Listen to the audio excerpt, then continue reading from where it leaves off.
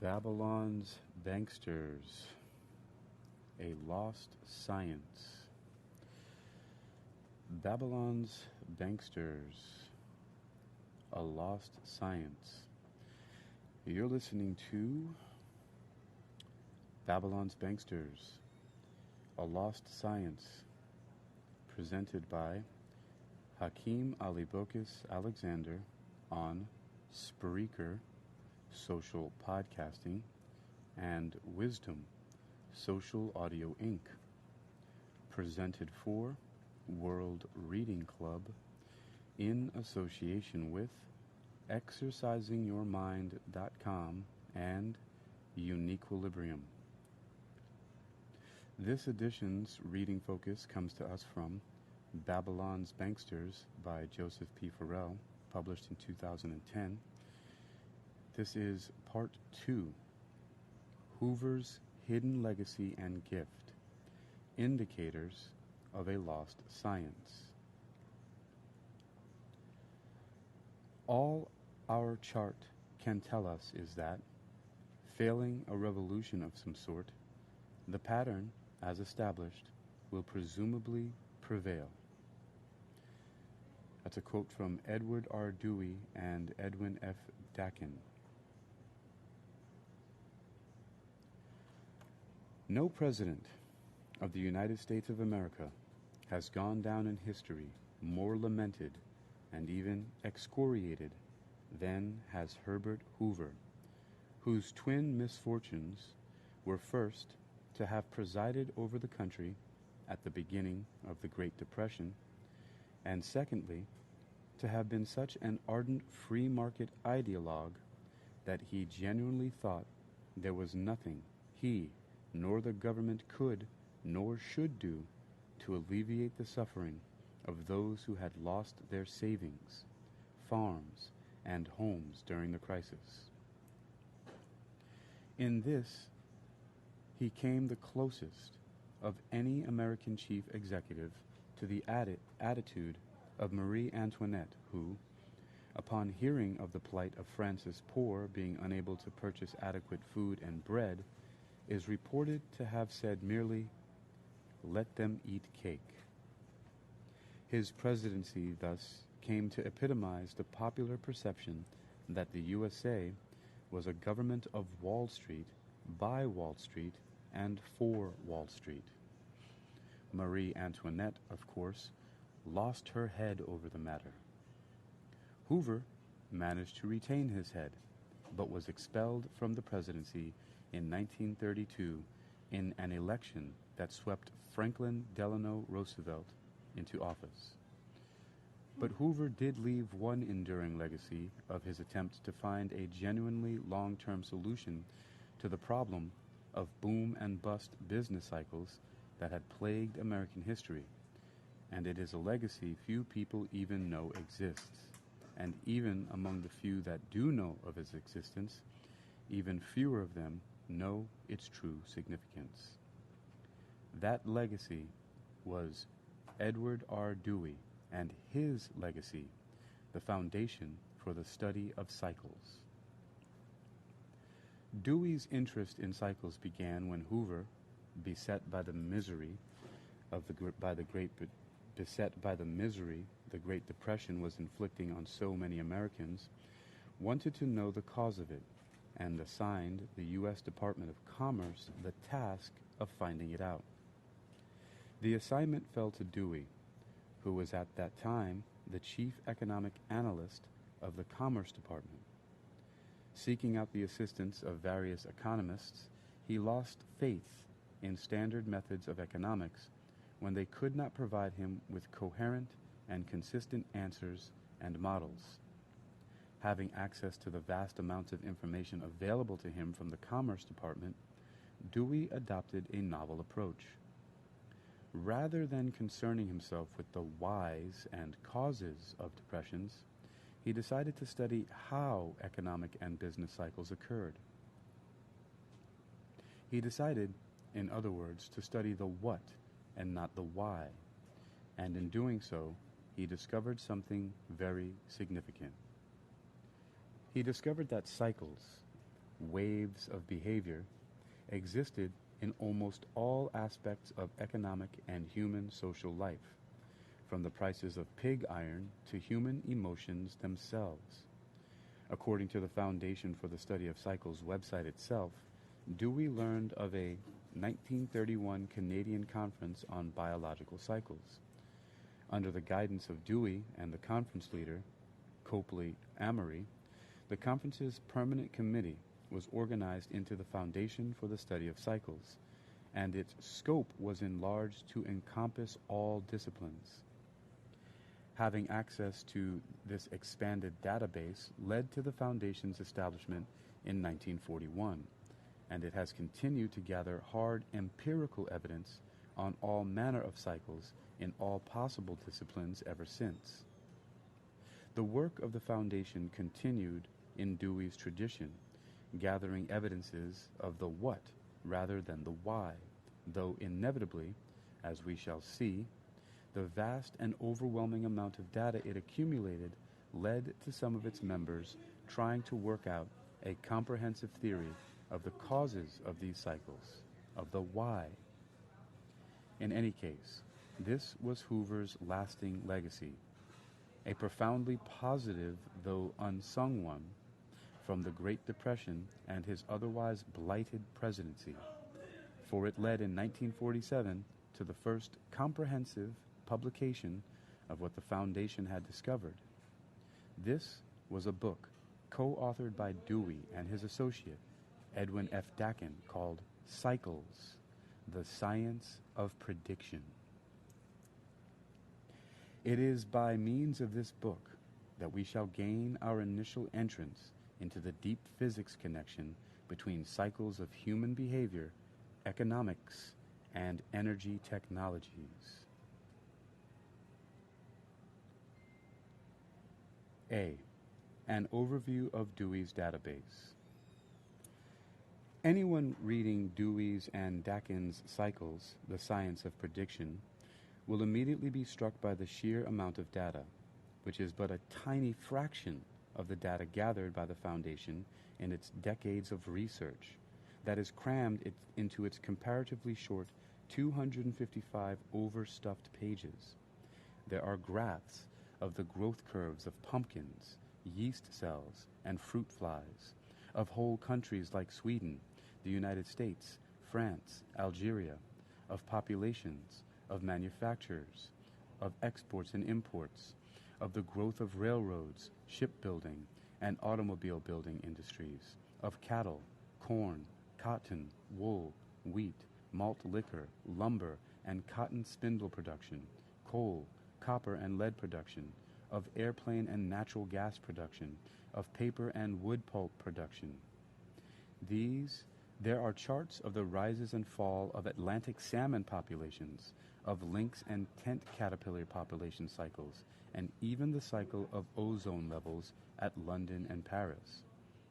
There are charts of 54-year periodic cycles in wholesale prices, wages and interest-bearing securities, of coal production in England and coal consumption in France, of pig iron and lead production in England.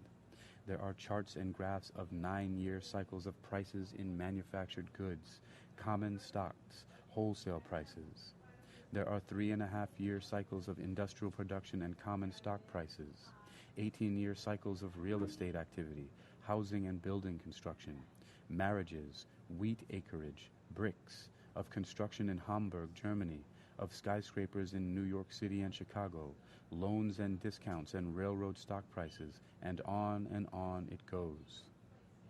What emerged from all this vast accumulation of data was that the growth curve of things, no matter what they were, from yeast cultures to countries, was the same, and that there were discernible waveforms, cycles of varying years' duration in all manner of things, from stock prices to ozone levels to atmospheric electricity, and these cycles were not only discernible but quantifiable because they were regular.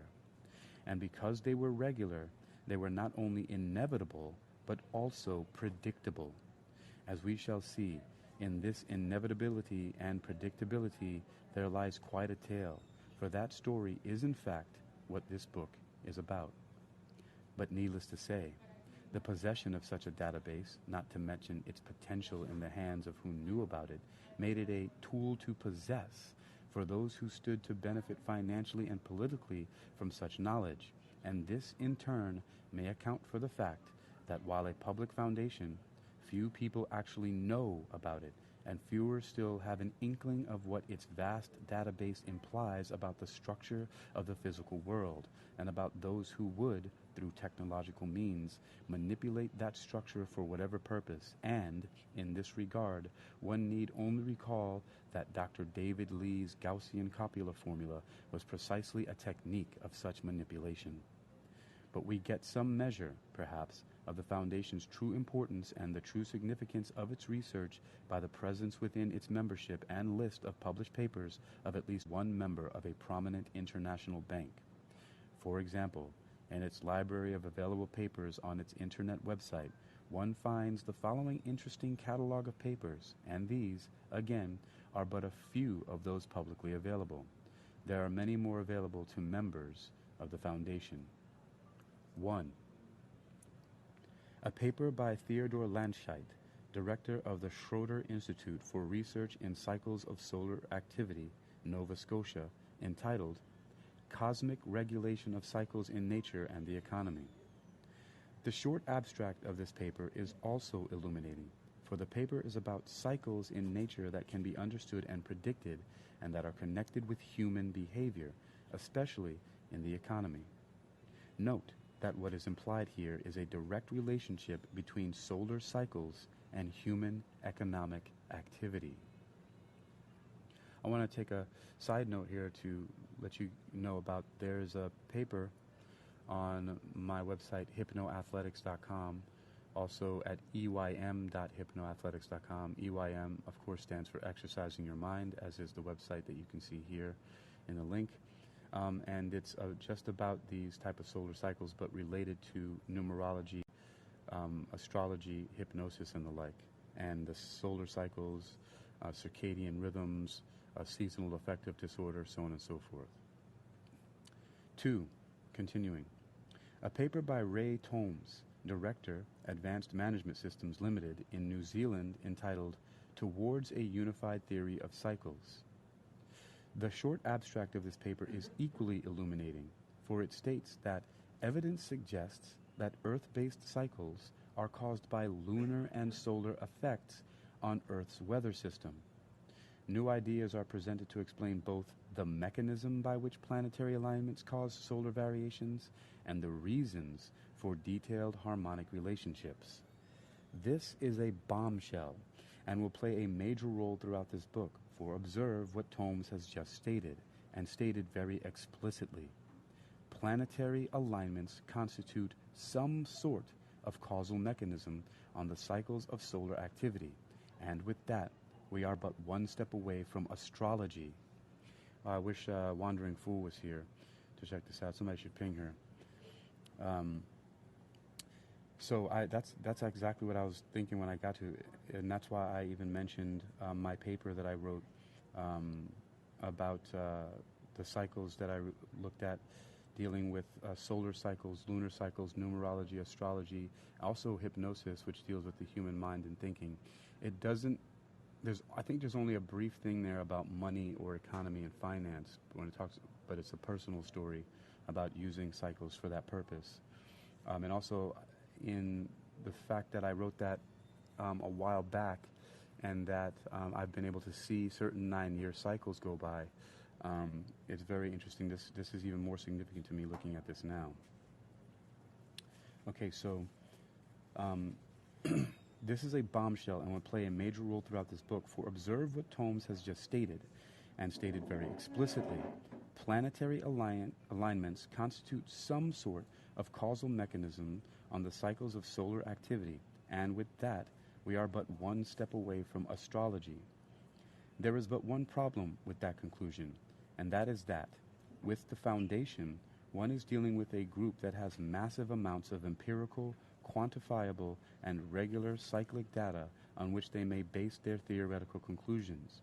and one need only compare this massive historical database and the presence of at least one known member of the international banking community with Dr. David Lee's Gaussian copula formula, which deliberately set aside historical data to perceive the profound difference between the two approaches, and to perceive the implication that, at some point, someone in the know must have known what the real historical cycle would be.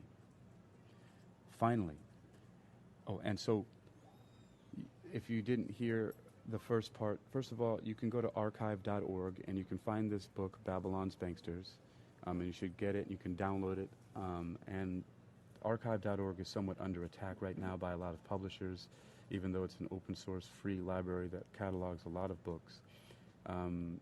There are many book publishers threatening to shut it down, so you guys can check out Babylon's Banksters and many other books there. Download them if you like, and check this out. This book opened up with David X. Lee's Gaussian formula, which ignored all the historical data. This is simply because the implication is that he was imposing that upon the American economy in order to crash it, which led to and was predicted about the crash from 2001, of course, 2000 and 2001, and also 2008. And that is based on a closed system of economics and closed system of physics. And that's why that calculation, that equation left out that stuff, because the implication that he's part of this faction that is down with the whole closed system, and which it knows that it will just tear itself apart and eat itself, because it's part of that system that thinks there's not enough to go around, and therefore the labor and the economy must be controlled. Moving on. 3.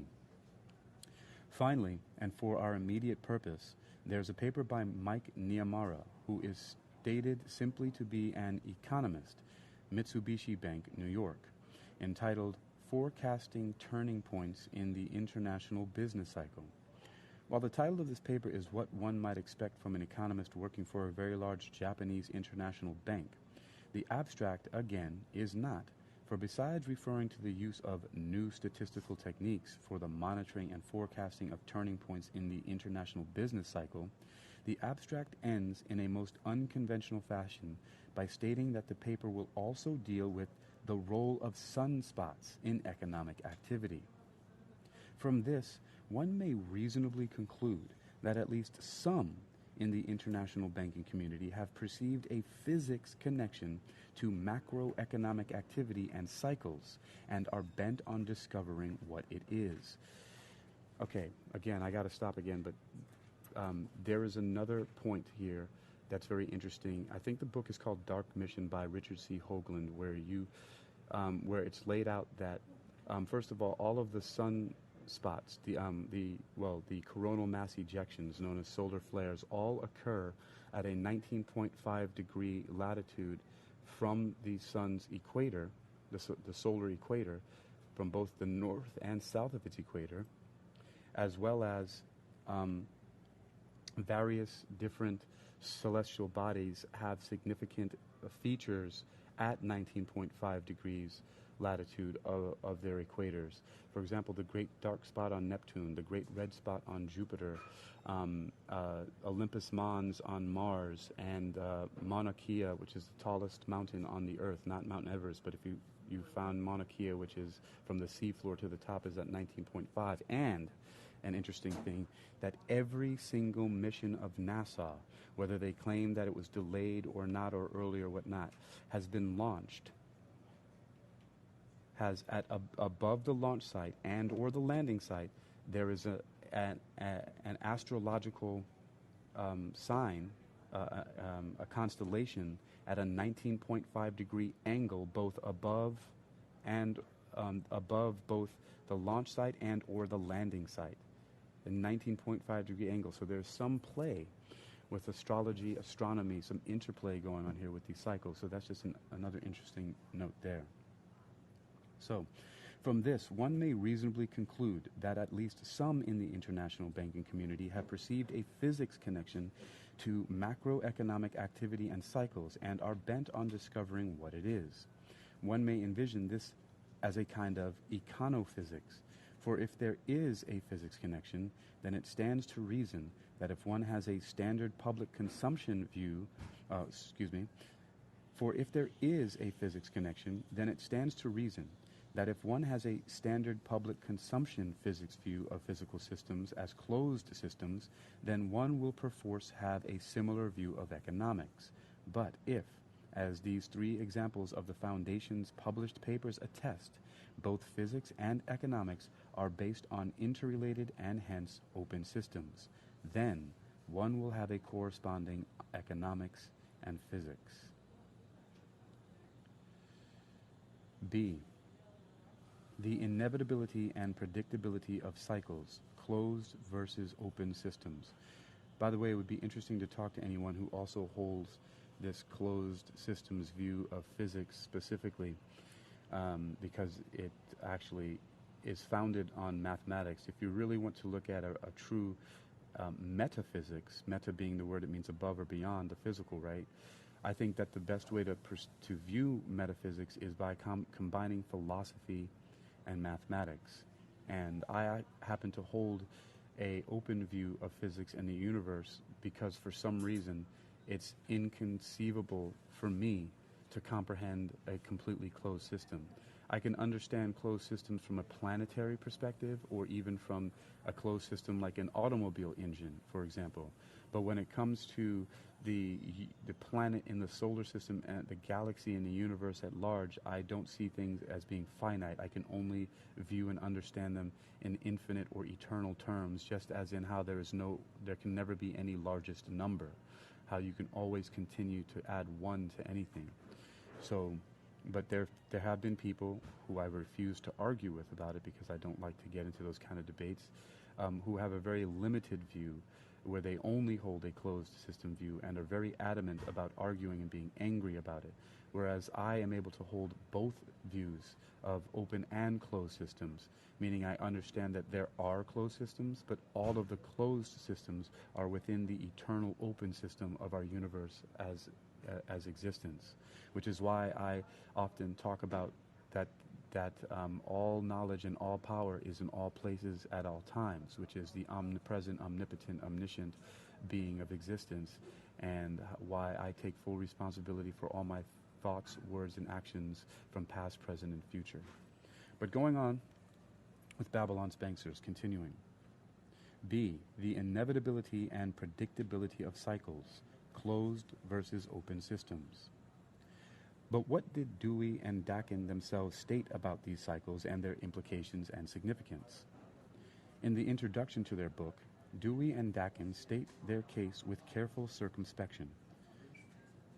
There are those who, admitting that economics has not been an exact science, also insist that it cannot be, in the sense of predicting outcomes in human affairs.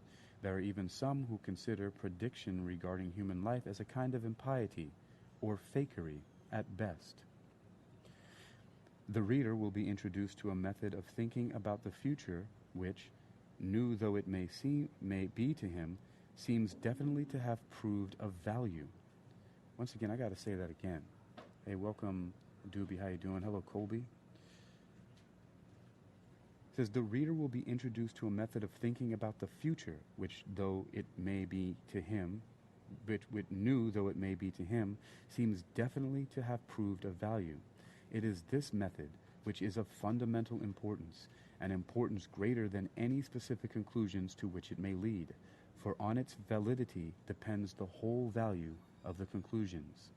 It is hoped that the reader's reward will be the discovery that in economics, as in other sciences, we are apparently dealing with laws regarding rhythmic human response to certain stimuli that give a remarkable working tool to any man who is responsibly concerned with future outcomes, whether he be businessman, community leader, or statesman.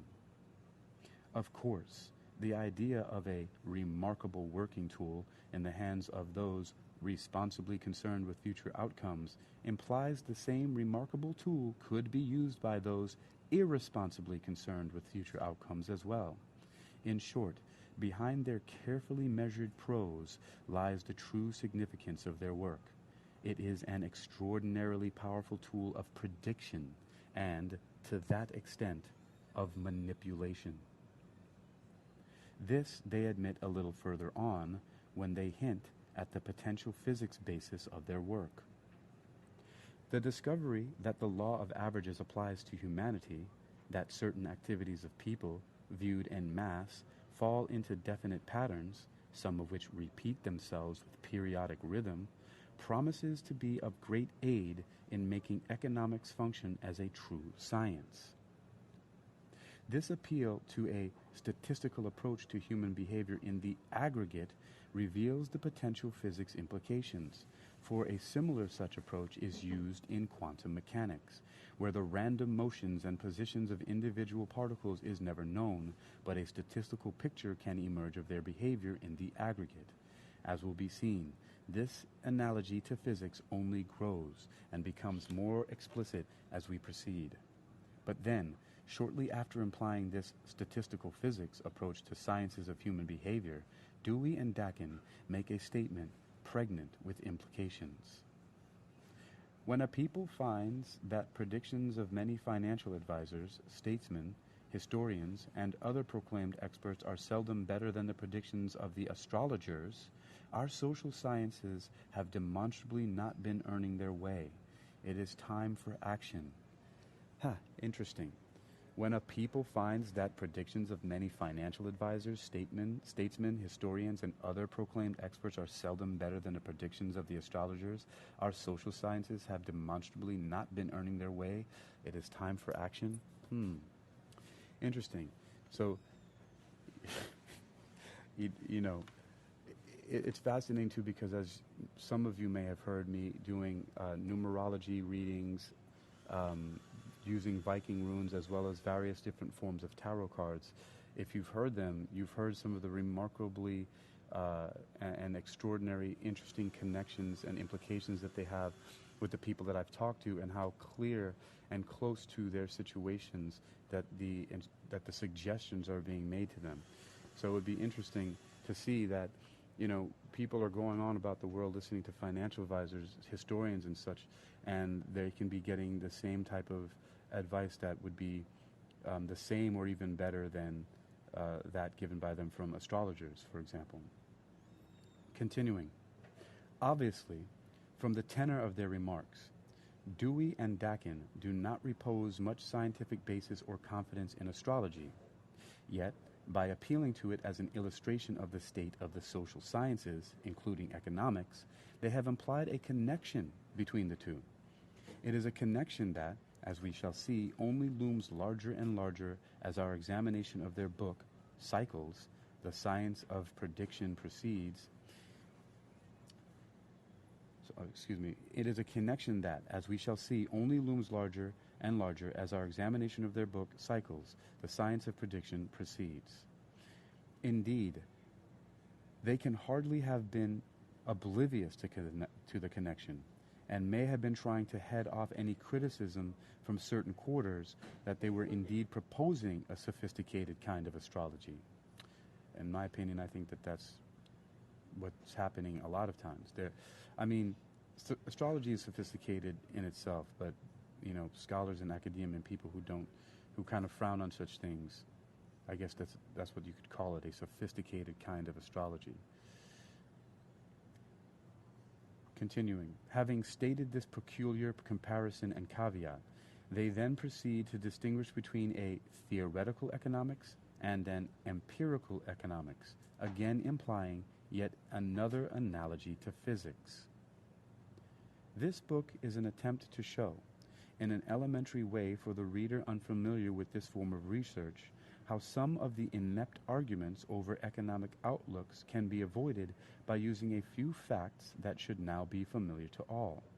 This application of a new method to a study of economic activity, while relatively young, seems nevertheless more promising in offering results than traditional economic theories that fill textbooks with opinions and arguments over whether a given cause is really an effect and vice versa.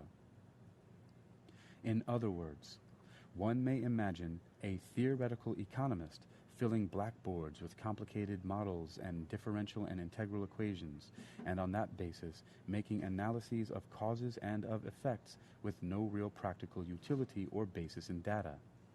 Dr. Lee comes to mind once again, or at best a basis in a rather narrow selection of data. In fact, some data may fly completely in the face of the proposed theoretical model.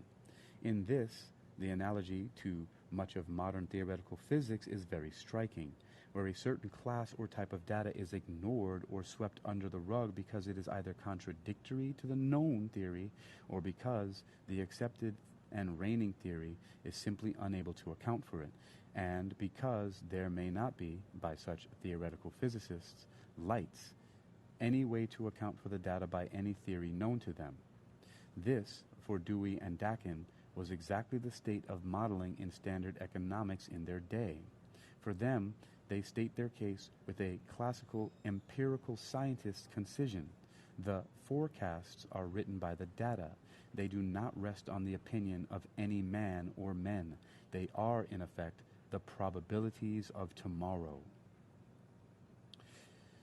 But what exactly did all this vast amount of data, from cycles of atmospheric electricity to tent caterpillar populations, indicate? A glance at a few of Dewey and Dakin's charts of growth patterns in various things will say more than any words possibly could. So, I'm looking at a chart here of Spanish trade and a graph of Spanish trade, growth of white rat populations, growth of yeast cells, the United States population growth, and they all have similar cycle. Wow, they're almost exactly the same over the same period of time. So the curves of them look almost exactly the same. Interesting. Continuing. Dewey and Dakin explain the meaning of these and similar graphs with simplicity and concision. The facts of growth are common knowledge to most mothers, who are encouraged by doctors to keep a weight chart around the nursery for reference at weighing time.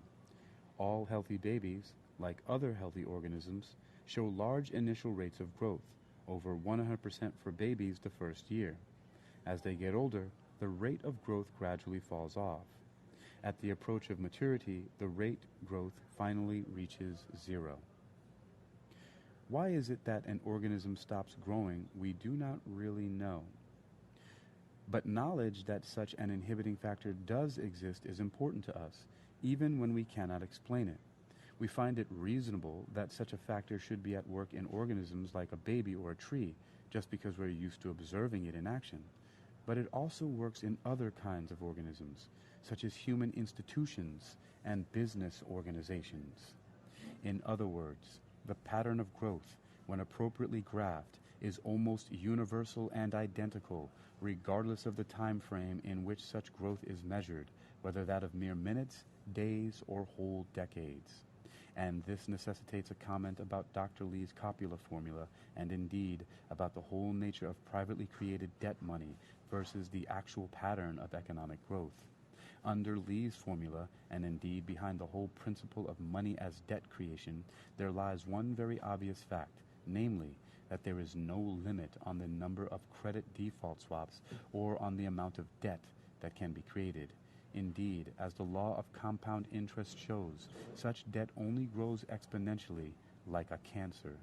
But as Dewey and Dakin's endless examples show, actual growth within an economic system reaches a peak and begins to level out, barring the introduction of new factors such as a new technology into the system to open it up once again. Thus, under such considerations, the interest on debt or even on debt swaps can never be repaid. For example, when examining such cyclic graphs for industrial production in various key industries in the United States, as well as for its overall population growth and general economic trend, Dewey and Dakin came to what was then, in economically booming post-World War II America, a rather disturbing and radical conclusion.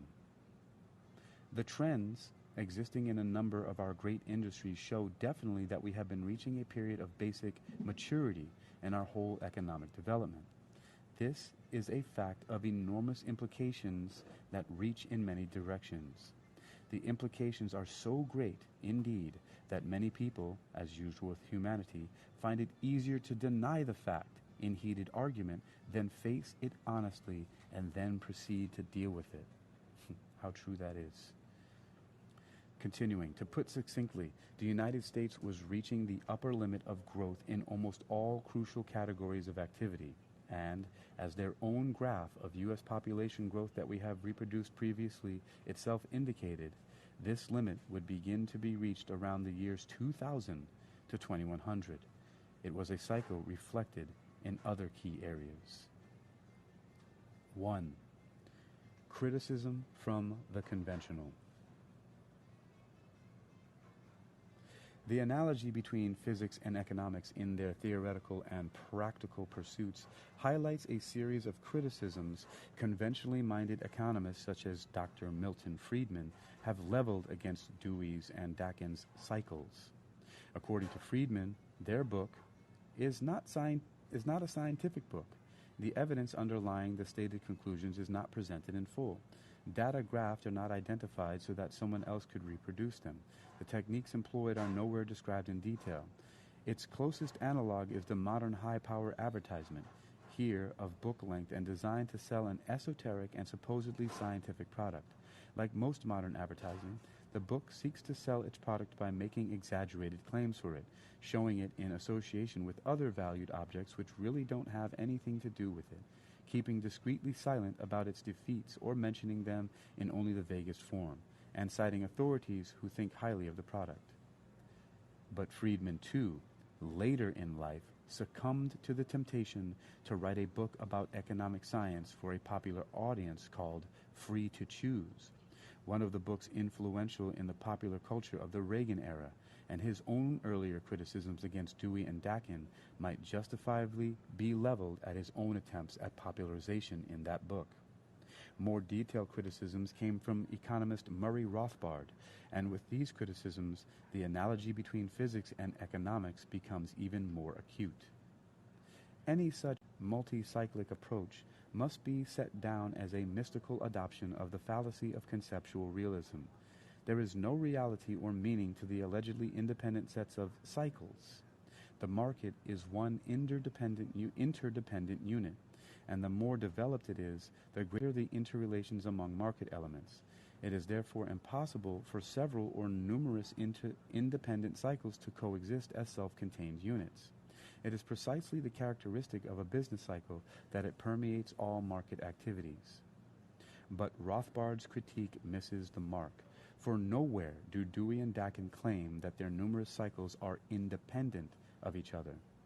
All they claim is that, whatever phenomenon as one chooses to examine that endures over time, that phenomenon will demonstrate a cycle or wave pattern. They do not claim for them a self-contained, independent, closed system existence free from interrelationship with other such cycles. Indeed, as will be seen in the next section, they argue the exact opposite of what Rothbard says they do. Yeah, that was the problem that I had with Rothbard's criticism. I didn't see, by looking at that book, which I also have, that they were saying anything about a closed system. Because in fact, the whole premise of why that book, Cycles, is a part of this work is because it precisely demonstrates an open physics and open economics and those interrelated systems. So, continuing. Indeed, as will be seen in the next section, they argue the exact opposite of what Rothbard says they do. The physics analogy of Rothbard's critique is thus evident, for by claiming that their multi-cyclic approach must be set down as a mystical adoption of the fallacy of conceptual realism, he is suggesting a kind of Copenhagen school of economics analogous to that in quantum mechanics, for whom the equations of quantum mechanics did not refer to any underlying physical reality as their basis, but rather such equations were solely mathematical artifacts of the theory. I don't know if you guys know about the Copenhagen interpretation in quantum mechanics, but you should really look into that, because it deals with something that you can even observe with your own eyes, is that the position of an object and usually they talk about it as a particle, but the position of a particle can be exactly measured, but the closer to exactitude in the measurement of the position, the less you can get of its speed or velocity of travel, or the more that you measure its velocity or speed of travel, the less accurate you get in its position. And and then there's a lot of things that come from the Copenhagen interpretation, which are kind of silly. Maybe we'll talk about that later. Continuing. Let's see. So the physics analogy of Rothbard's critique is thus evident, for by claiming that their multi-cyclic approach must be set down as a mystical adoption of the fallacy of conceptual realism, he is suggesting a kind of Copenhagen school of economics analogous to that in quantum mechanics, for whom the equations of quantum mechanics did not refer to any underlying physical reality as their basis, but rather such equations were solely mathematical artifacts of their theory. Similarly, for Rothbard, there is no reality or meaning to the allegedly independent cycles, because they are interrelated. For Dewey and Dakin, they are real precisely because they are open systems and interrelated. The bottom line, then, is that Rothbard's critique is an ideological and philosophical one. The problem, however, is that both Dewey and Dakin and their critics did not realize the true nature of what they had discovered, namely, that they had discovered something less about economics than about physics, and that the economic activity their cycles were tracking were but a subset of a larger cyclic class of phenomena whose true nature and characteristics were the result of a very deep physical mechanics of the physical medium itself. But that insight must wait for future chapters. We have already seen, however, that Dewey and Dakin clearly must have suspected as much, since they included cyclic data about purely physical phenomena, and, as we have also already seen, many members of the Foundation have presented papers linking the two in a kind of econophysics, suggesting a purely physics-based influence on the patterns of cyclic human activity. This was a conception that once again recalls astrology and Dewey's and Dakin's own remarks about economics and astrology. Such remarks suggest that they may have begun to suspect some deep and profound relationship between their economic cycles and very ancient conceptions of physical influences upon mankind epitomized by that ancient craft. C. Cycles, trends, and cycles upon cycles. So, exactly how do Dewey and Dakin demonstrate their awareness that the vast number of cycles their Foundation has tracked are indeed interdependent? The answer to this question lies, 1, in their distinction between cycles and trends, 2, in their conception of a periodic cycle, and 3, in what they call overlays of cycles. With these overlays, as we shall see, there is an exact physics analog, and in that analog, profound implications. 1. The period patterns. Cycles may easily be distinguished from mere trends within an overall periodic rhythm by a glance at one of their many graphs. Note on the following graph how the basic waveform of the cyclic period is graphed versus the actual measured data, some of which falls above and some of which falls below the theoretical value of the waveform itself. Those smaller peaks and troughs within the overall pattern they designate as trends, as distinct from the overall periodic cycle itself. If one examines the chart carefully, it is evident that the psychological effects of a trend will vary depending on where in a cycle it occurs. For example, if a downward trend occurs on the upward curve of a cycle, the effect will not be as severe. If it occurs on a downward portion of a cycle, it will be felt as correspondingly more severe. And this is looking at the 54-year periodic cycle of wholesale prices and compared to psychological effects on people. Continuing, as we shall discover, the distinction between a mere trend and an overall cycle will have profound implications in their understanding of how much or little human actions, including political action, can exacerbate or alleviate an overall cycle. Their remarks in this respect are illuminating. We shall quickly discover that the so-called business or economic cycle is in reality a composite of many different cycles. We shall be particularly interested in studying them for evidences of rhythm, for if and when we find rhythm, we can, to the extent justifiable, predict recurrence, and we shall have predictability on the basis of much more than finite logic and guess. It has long been assumed that if we could only isolate the causes of economic cycles, we could then efficiently prevent them, and so eliminate the downsweeps that plague highly organized societies. Many volumes have been written to discuss the cases. Here we shall be far less concerned with the cause than with the timing. Note that Dewey and Dack explicitly state that the economic cycle is in reality a composite of many different cycles, and thus expose the criticism of Murray Rothbard previously cited, that they do not take into consideration the complexity of the interrelationships of components of an economy as utterly unrelated to anything Dewey or Dakin actually wrote.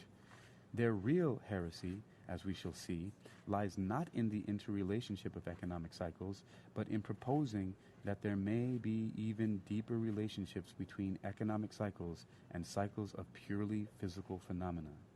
In any case, it is worth noting that what they state about rhythms or rhythmic cycles and periods. Rhythm, or rhythmic cycle, will ordinarily be used to denote a cycle which repeats itself at rather uniform time intervals. Rhythm implies a kind of beat. Thus, the beating of the heart is rhythmic, though it may be slightly irregular. Periodicity, periodic cycle, or regular cycle, will be used to denote a cycle which repeats itself at mathematically exact intervals.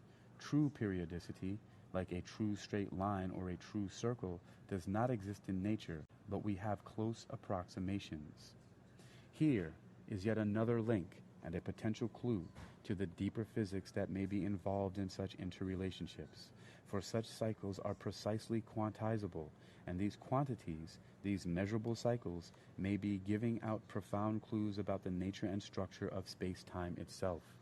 Dewey and Dakin were not oblivious to this physics connection and implication, but on the contrary, carefully selected a specific physics analog to explain their conception of deeply interrelated economic and other cycles. To see what this physics analog is, one must examine what they mean by interrelated cycles. 2. Overlays. Combine cycles as multi-wave modulation and possibly as interferometry. Briefly put, interrelated cycles are really nothing but superpositions of the waveform of one cycle upon that of one or more others. For example, among the many quantifiable types of cycles operative in various realms of activity, whether human or otherwise, Dewey and Dakin devote a significant portion of their book to the overview of a 9-year cycle, a 9 2/3 year cycle, a 4-year cycle, a 41-month solar cycle and other types of solar cycles, a 35-year weather cycle, a 22-year weather solar cycle, and of course the 54-year cycle whose graph we have previously cited. As indicated, Dewey and Dakin, no less than their more conventionally minded economist critics, view economic cycles as a complex system of interrelationships, but unlike their critics, do not despair of quantifying those relationships, not in terms of their causes and effects, but in terms of their beginning and periodicity in time. Thus, the interrelationship of all these cycles expresses itself in an exact model, that of the superposition of the waveforms of the cycles themselves, or what they call overlays. And here I'm looking at an example of Dewey and Dakin's example of the overlay of the 9-year and 54-year cycles. And for those of you who didn't do the math, 9 and 54, 54 is divisible by 9 6 times. So it would fit just neatly into there, looking at it. At the top of this graph is a simplified version of the 9-year cycle. In the middle is the 54-year cycle, and at the bottom is the overlay. So the overlay, what that is showing how the when you combine is the sum of what the 54-year and the 9-year cycle would look like when added together as a waveform. So at the top of this graph is a simplified version of the 9-year cycle. In the middle is the 54-year cycle, and at the bottom is the overlay or composite of both cycles. It should be noted that the longer and lower frequency 54-year cycle retains a dominant characteristic in the composite over its shorter and higher frequency 9-year cycle. This too, as we shall discover, is yet another important clue to a possible deeper underlying physics. According to Dewey and Dakin, one of the first to notice the possibility of a connection between economic activity and physics was Sir William H. Beveridge, who found several true periods that gave strong evidence of correlation with known weatherisms and sunspot phenomena, and a T equals 54 years, which is without such a correlation. He also found a relatively significant concentration of energy. Of course, this much was, in a certain sense, obvious, for solar activity does affect terrestrial weather, and terrestrial weather can in turn affect agricultural production, which in turn can affect overall economic activity. There does not seem to be much here by a way of a deeper physics. But it was when certain cycles, particularly the 9 2/3, and 54-year cycles, were overlaid that one began to notice something very significant. As Schumpeter has said, it is clear that the coincidence at any time of corresponding phases of all three cycles will always produce phenomena of unusual intensity, especially if the phases that coincide are those of prosperity or depression. The three deepest and longest depressions within the epoch covered by our material, 1925 to 1930, 1973 to 1878, that must be 1978, this looks like a typo, and 1929 to 1934 all display that characteristic. As will eventually be seen, the overlay of these cycles and their concurrence at periods of various Great Depressions in American economic history do indeed point to a deeper physics, but one in which, however, the astrological connection is even more in evidence. And I would say that a numerological connection is even more in evidence, seeing as how numerology is based on 9-year cycles. And I've also seen those 9-year cycles play out in my own history. Especially because in numerology you can do numeroscopes going back in time by checking into significant events that happened in your own life and doing and calculating what the numbers were for these significant events, and then you can see certain patterns that happen. Continuing. Needless to say, however, this approach of overlays or superpositions of various economic and business cycles, not to mention their combinations with other cyclic rhythms having at first glance nothing to do with economics, throws the normal cause and effect analysis of conventional economic thinking and theory into a cocked hat. Most of us, taught to think in conventional terms of cause and effect, and trained in a system where the educational wares are often cut to the lowest common denominator of mass intelligence, find it hard to remember that the human mind is very finite. It can never hope to grasp in any situation all the causes that may work together to produce any given result. That is why judgments are so faulty when we reason solely on the ordinary cause and effect basis. Some, if not most of the actual causes will escape our knowledge, and those we do not take into calculation may be pure assumption. If, despite this, we reach a correct conclusion, it is a triumph of accident or of intuition. For Dewey and Dakin, the fallacy of such cause-effect thinking in economic cycles is aptly illustrated by the similarity of cyclic activity in real estate cycles and marriages within the United States. This similarity could readily lead to some false assumptions. It would be simple enough to reason that people who get married start to think about house hunting and home building, and that this results in building projects. Or one could start his reasoning in reverse and end in the same place by saying that building stimulates prosperity, and when people feel prosperous, they get married. And when married, they buy the homes that contractors have previously erected to attract customers who feel prosperous because money is being spent to erect buildings for people who will get married. Such reason why arguments chase their tails, nor is this statement of them unusual, except in brevity. Whole books have been written in that incorporate such reasoning into learned syllables. We should be prepared to ignore reasoning of that kind, but we are justified in asking why our building statistics should formulate themselves in such exceedingly regular rhythms. Before research of the future supplied us with a definitive answer to this particular query, we may hazard a postulate that man's mating instinct and man's building instinct may be aboriginally associated in his being, just as they extend down the biological scale to birds. If both instincts prove to flow in the race in a common rhythm, it should not seem too surprising.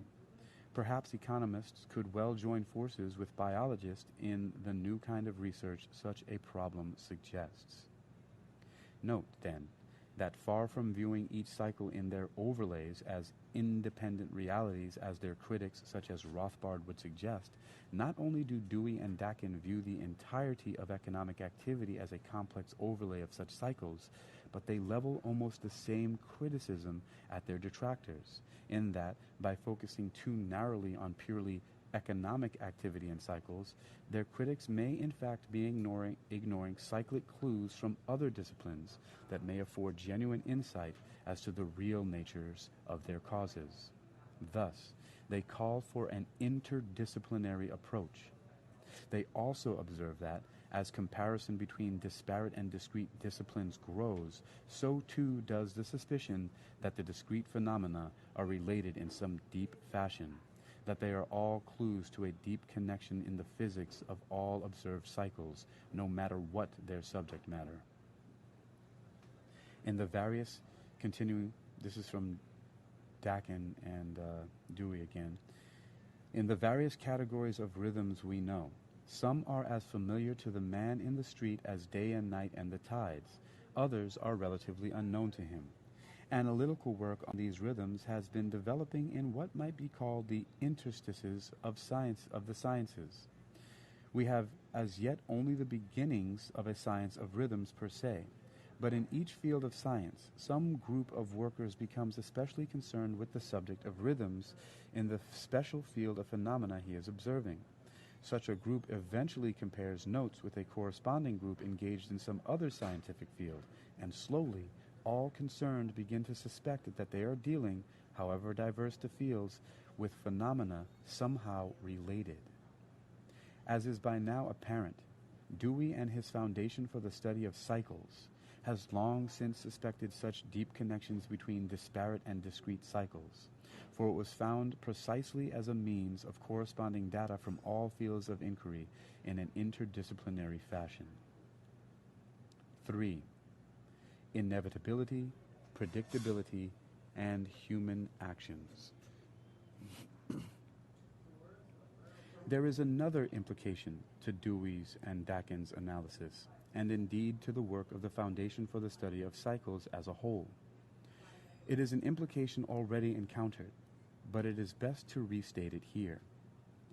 If cycles, particularly economic cycles, are of regular and quantifiable periodicity, then this implies that they are inevitable, and because inevitable, predictable. This, in turn, would seem to limit the scope of human action and its ability to influence such cycles merely to affecting trends, rather than the cycles themselves. Indeed, citing Schumpeter's business cycles once again, they note that when one studies the various economic policies of England, the United States, and Nazi Germany in response to the Great Depression, they noted that of all the various measures each country took, including Hjalmar Schacht's subsidized exports and various systems of Marx in Germany, to Roosevelt's New Deal programs in the USA, the rises in prosperity in each country nevertheless arrived strictly as might have been anticipated by anyone projecting the familiar economic waves of the past. In other words, whatever the trends the respective governmental policies in each nation might have induced, the overall cycle itself was destined to turn precisely when it did, regardless of governmental policy or political action. financial policy could amplify or damp the overall trend within a cycle, but could never arrest or reverse the cycle itself.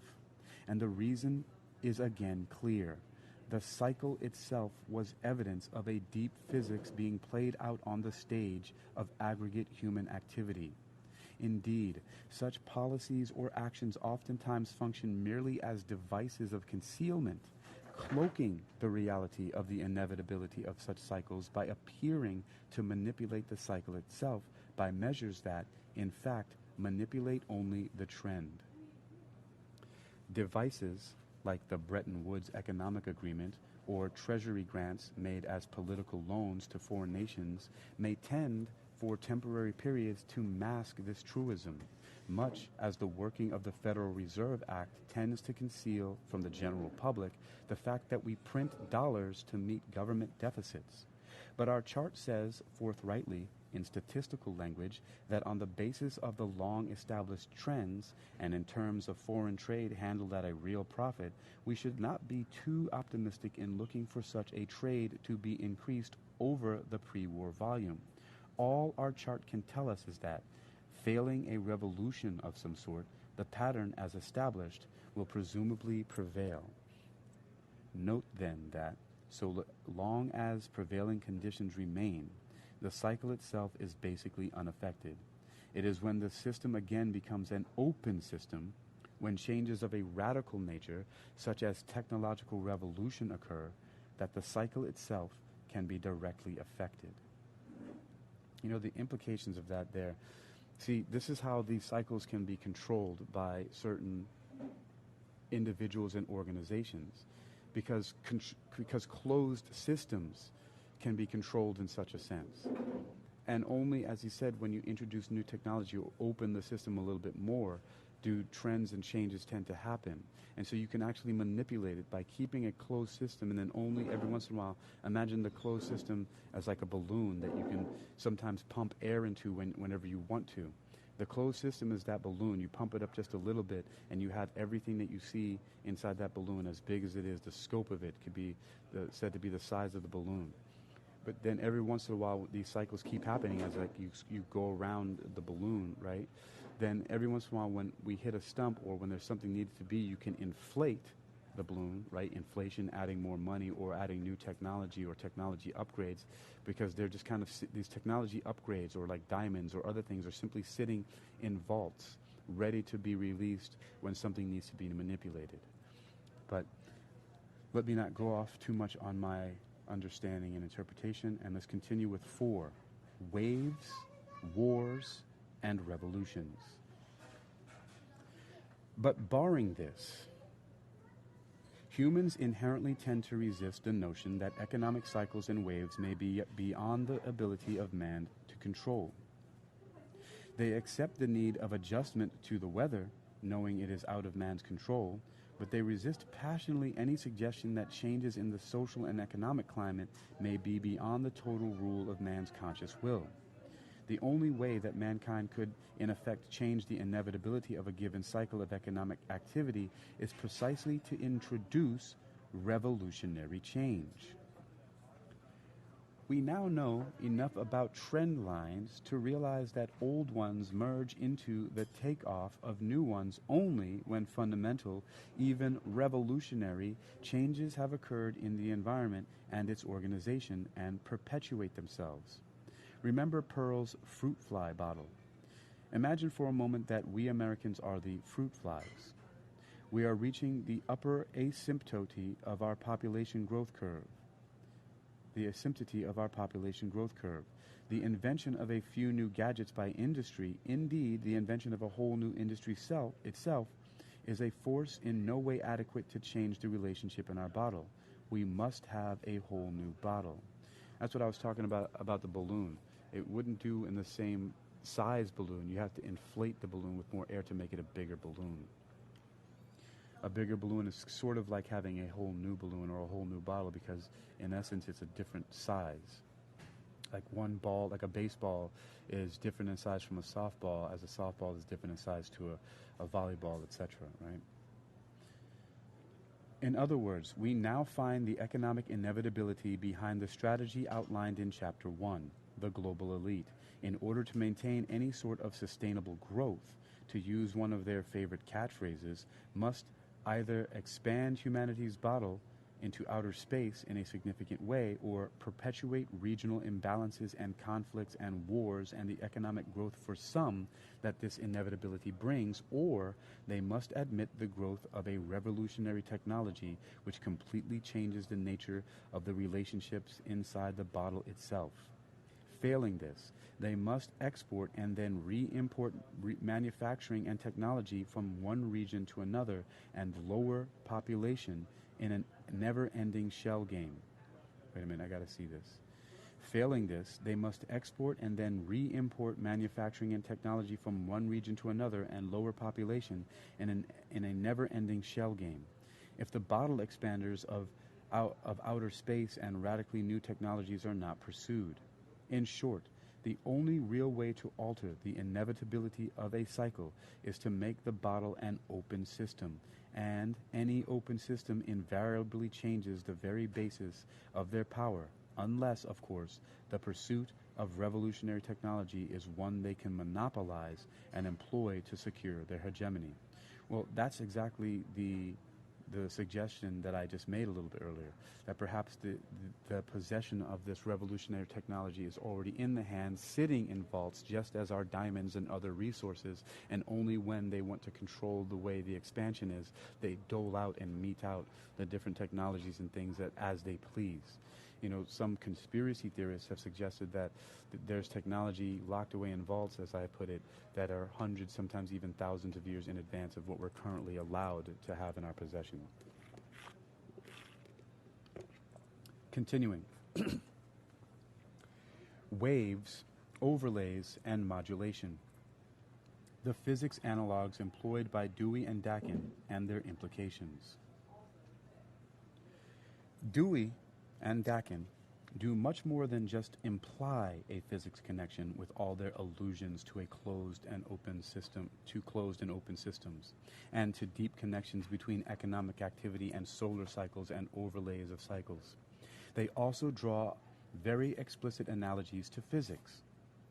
We have noted that they draw upon cycles of various lengths, 9, 4, 35, and 54 years to name but a few, but they are open to even more possibilities. Now let us suppose that there are still longer waves in the universe, Y waves we may call them. Imagine some of the waves with peaks which come 3.5 years apart, others with peaks 9 years apart, 18.5 years apart, 54 years apart, and perhaps much farther spaced. It is not inconceivable that these longer waves could directly or indirectly affect the sun, weather, animals, and human beings, and that just as a red pencil may respond to light waves of only one length, so a particular organism might respond only to Y waves of one particular length. They are, in other words, proposing a kind of econobiophysics, where particular kinds of organisms are transducers, are coupled harmonic oscillators of waves of cycles of particular wavelengths, much like pipes in a pipe organ respond to different wavelengths and harmonics. Invoking the analogy of sound, in fact, is not reading too much into their remarks, for they in fact do so by pointing out that the exact physical analog of their overlays of cycles is that of sound waves being modulated together. And I have a graph of the overlay of two sound waves, which I'm familiar with. And again, continuing. Again, as their overlay of the 54 and 9-year cycles, note that the overall characteristics of the lower frequency, which is longer wavelength wave, is preserved even with the grafting of the shorter high-frequency sound wave onto it. This process is called modulation. And in this instance, the longer lower frequency wave has become a carrier wave. They extend the wave modulation analogy even further by pointing out that any wave of particular wavelength and shape will have an overtone or harmonic series, which are composed of fractions of that wavelength, 1/2, 1/3, 1/4, 1/5, and so on.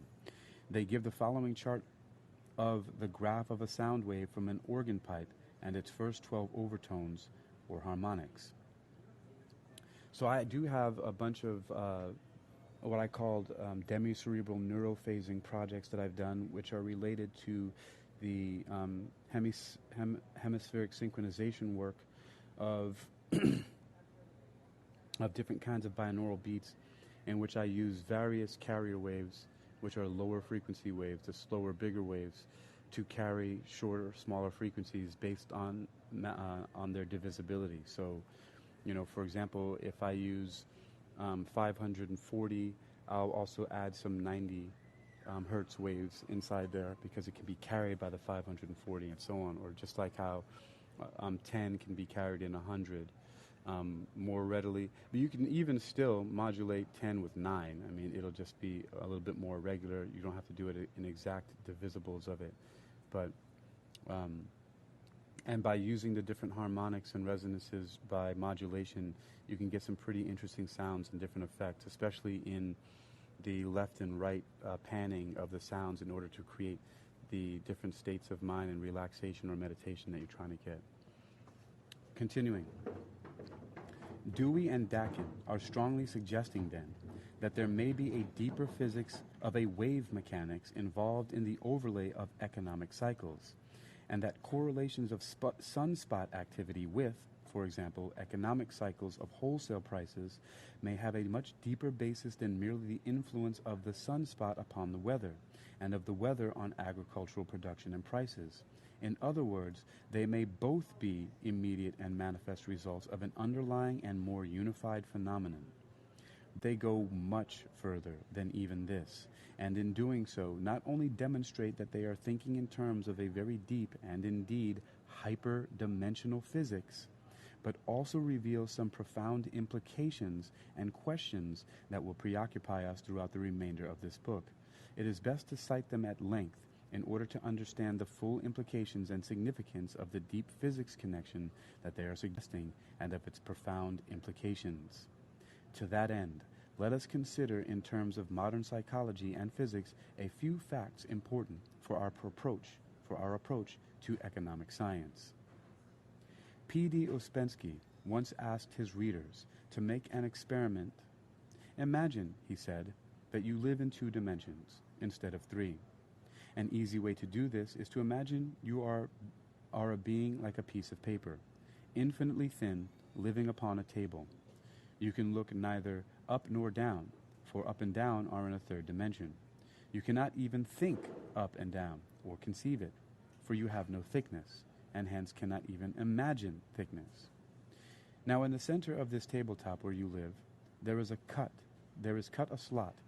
In this slot there revolves a wheel, so hung that if half the wheel is always below the table and half of it above, this wheel is solid, and you can see only the edge of it.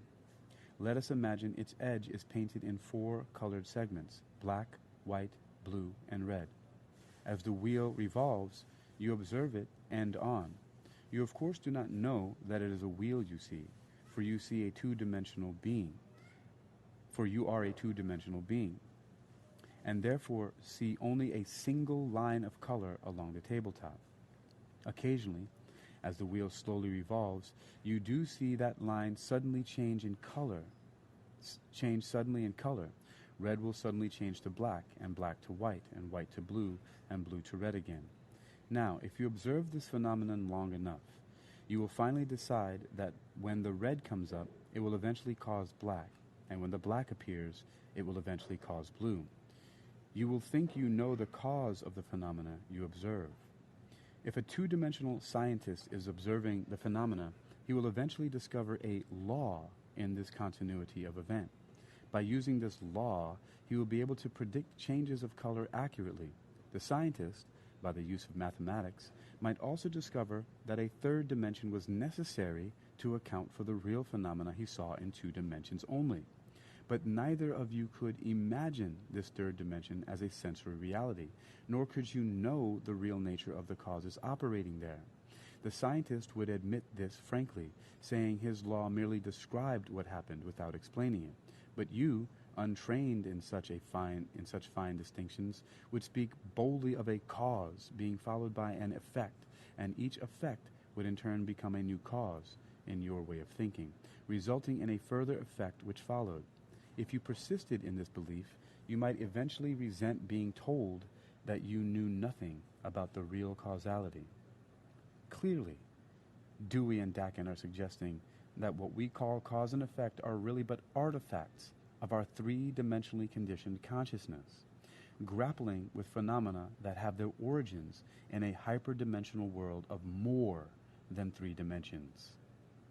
One might therefore add to their analogy of a hyperdimensional world evidencing itself in cycles that our scientists might, by dint of the same sort of mathematical techniques, deduce a very different object, the wheel, as the real cause and effect of what we perceive as a cycle, and this brings them to a vital fact.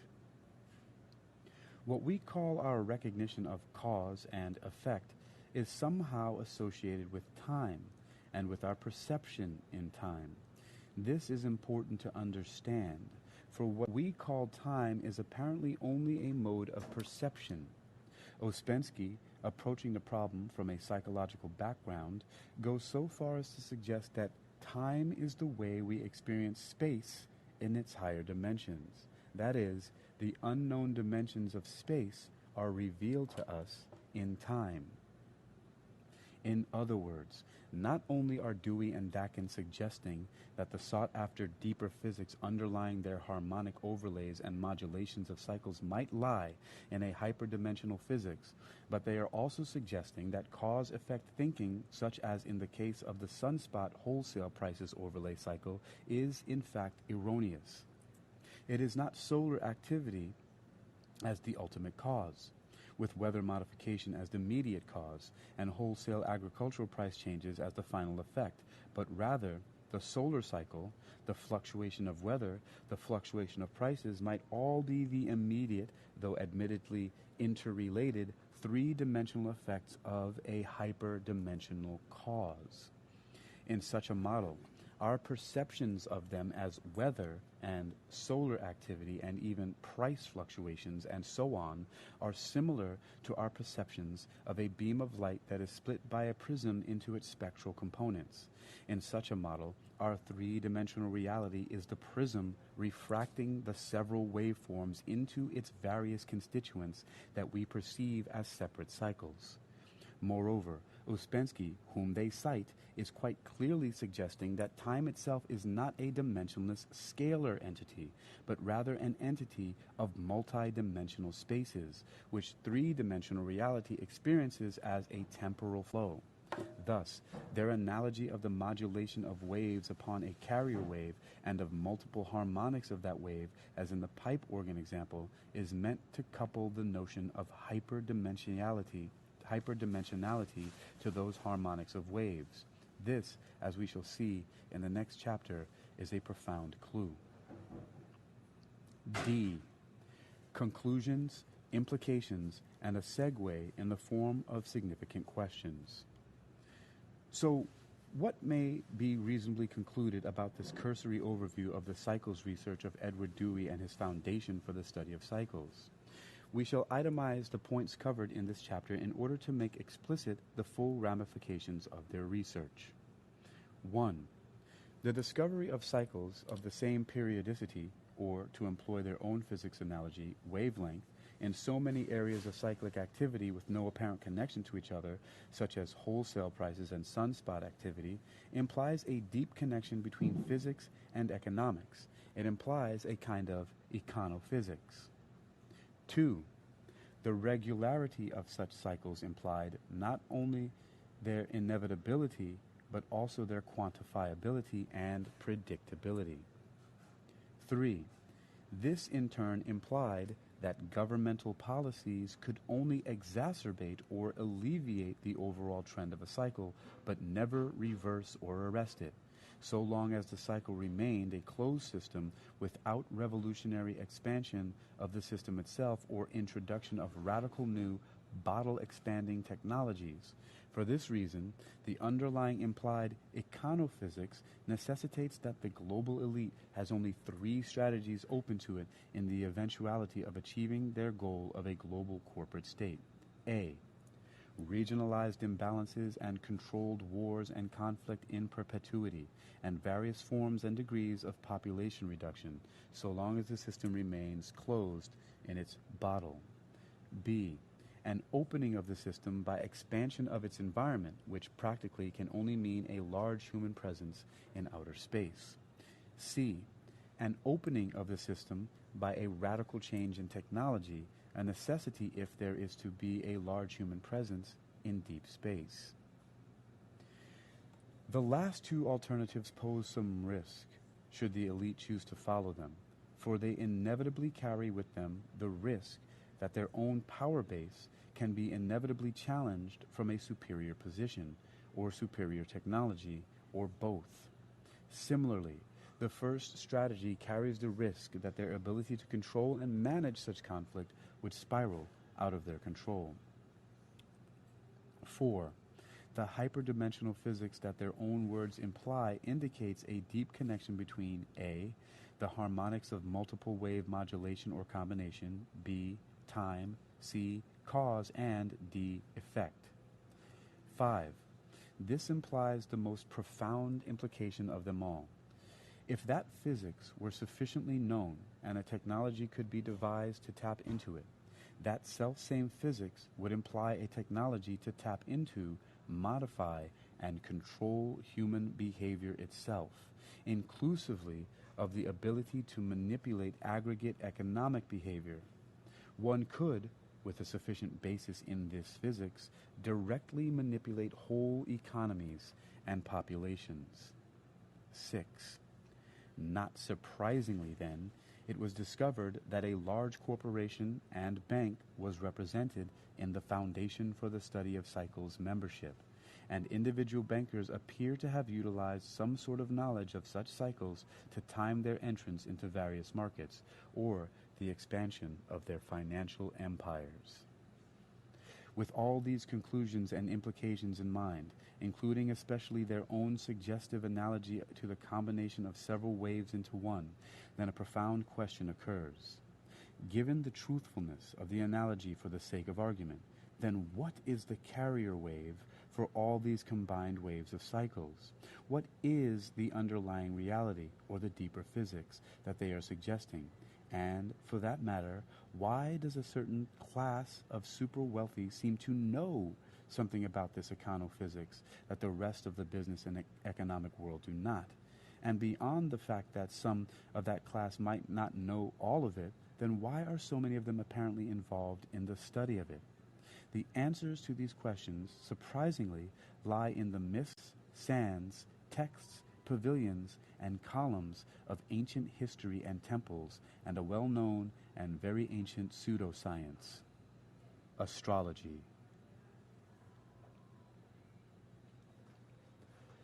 That concludes part 2. I got through the whole part 2 today, just in time.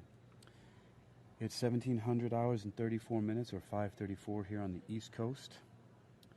Part 3 will be coming up at a later time of Babylon's Banksters. And part 3 is Germany, RCA, and JP Morgan, Cases of Interest and Suppression. And there's a quote here that says, "The secret at the core of alchemy is an ineffable experience of the real workings of our local cosmological neighborhood," by J. Widener and Vincent Bridges. The secret at the core of alchemy is an ineffable experience of the real workings of our local cosmological neighborhood. As again, that's the opening of part 3, which I'll get to later. For now, hello and thanks for joining, either just passing through or sitting a spell. Just a Man Podcast, AIAJ Jones, Kuyo and D Jones, what's up? T Solo, Marcianne, Cecilia Grace, what's up? Life Love Lessons, Zen Master, Terry, Chocolate Yoda, Daily Shift, hello, how you doing? Tiffany Edie, Dr. Robert James Goodman, hello sir. Smith James, a Western philosopher. Erica Duran, hello Nicole Rolla, how you doing? Kevin McDonald, Zoe, Jonah with the blue collar, John X, Truly Julie, Doobie, Colby, Spacey, Neil Armstrong, and Tiona. Thanks for stopping by, passing through, or listening for a spell. You've been listening to Babylon's Banksters, A Lost Science. That was part 2 of the book Babylon's Banksters, The Alchemy of Deep Physics, High Finance, and Ancient Religions. So you've been listening to Babylon's Banksters, A Lost Science, presented by Hakeem Alibokus Alexander on Spreaker Social Podcasting and Wisdom Social Audio Inc., presented for World Reading Club in association with ExercisingYourMind.com and UniquilibriuM.